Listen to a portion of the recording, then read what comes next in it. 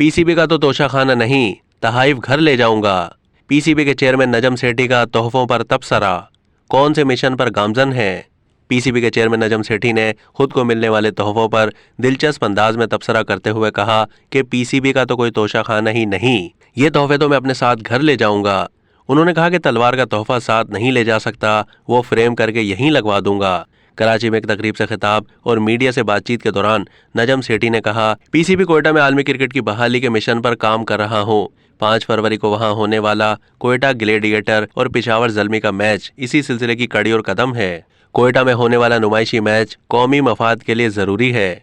हम दुनिया को बताना चाहते हैं कि बलूचिस्तान में भी क्रिकेट है। बलूचिस्तान में मैचेस होना कौमी मफाद के लिए अहम है। पीएसएल मैचेस से पहले नुमाइशी मैच करा रहे हैं।